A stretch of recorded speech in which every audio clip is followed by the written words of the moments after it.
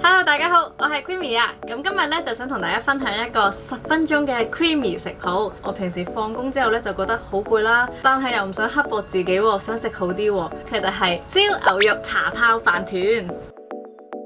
咁呢個呢，就係日本豉油啦，咁我自己覺得我煮日本嘢呢，就其實應該要用翻啲日本豉油嘅。跟住呢，就係味淋啦，咁味淋呢，入邊有鹽啦、有糖啦，同埋有酒精嘅。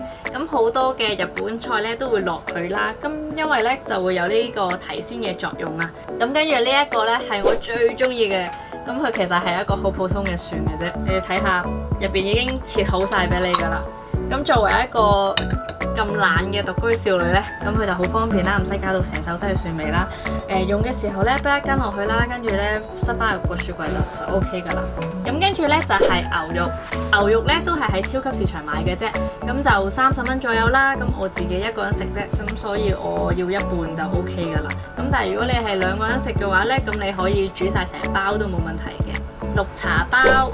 咁呢一個綠茶呢，其實都係喺超級市場就買到噶啦，冇記錯呢，就好似10蚊到啦，咁就有25包咯，其實非常之抵啊！咁我就自己攞咗4包出嚟用，咁最後呢，就係呢個七仔嘅飯團，咁就係亦都係今日嘅主角啦。基本上呢啲材料都非常之容易買到同埋容易揾到。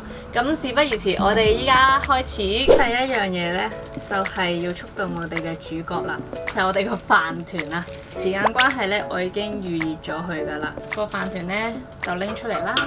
咁我哋即刻就要開大火。咁其實做法都好簡單噶咋，就係將兩邊呢烤到金黃色，咁就差唔多噶啦。揀飯團呢，揀咩味都得噶，你跟翻你自己喜好就 OK 噶啦。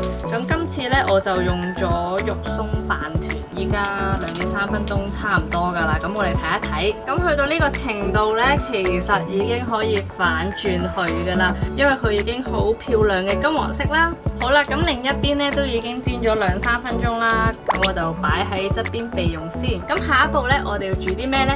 就係呢個飯團嘅第2個主角。咁喺煮牛肉之前呢，我就會落啲蒜先嘅。咁本身呢，呢個蒜呢已經有啲油喺度啦，咁就係防止佢變壞啦。咁所以呢，我自己就唔會再落油落去噶啦，落咁多油會有油膩嘅感覺啦。去到咁上下呢，我哋就加牛肉落去啦。咁另外一個我唔落油嘅原因係因為呢，牛肉本身都會出油啊，對於健康嘅美少女呢，就非常之啱啦。咁我哋就可以落味淋啦。味淋呢都係落1茶匙啦，我哋就要再落豉油嘅。咁豉油呢都係1茶匙嘅啫，記得唔好落太多啊，如果唔係會好鹹噶。去到呢個地步呢，其實已經差唔多噶啦。咁我哋就拎翻晒啲牛肉出嚟先，咁就擺喺個飯團上面備用。頭先剩低嘅蒜蓉啦，同埋啲豉油啦，咁我哋就落1碗水，準備我哋一陣間嘅茶湯啦。茶泡飯團點可以冇佢嘅精髓茶湯呢？之後呢，就可以落茶包啦。茶湯呢本身入邊呢已經有牛肉嘅香味啦，又有蒜蓉嘅香味啦，佢加埋茶包呢，有晒所有嘅精華喺入邊。你要確保所有嘅茶包呢都要浸到水啦，出翻啲茶香嘅味道出嚟噶啦。咁依家呢，我哋就冚蓋等佢滾5分鐘。OK， 我哋可以上碟啦。咁我哋呢就收翻走啲茶包先。咁剩低嘅湯呢，就要倒落去頭先 ready 好嘅飯團啦，同埋牛肉上面。冇用到嘅紫菜呢，其實呢，依家呢就到佢出場嘅時候啦，整碎佢，跟住放上去個茶漬飯上面。冇得去日本唔緊要啦，依家就自己整日本嘅嘢食。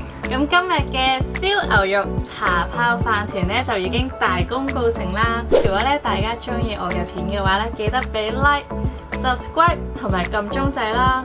有啲咩問題呢，可以喺下面留言㗎。咁我哋下次再見啦，拜拜。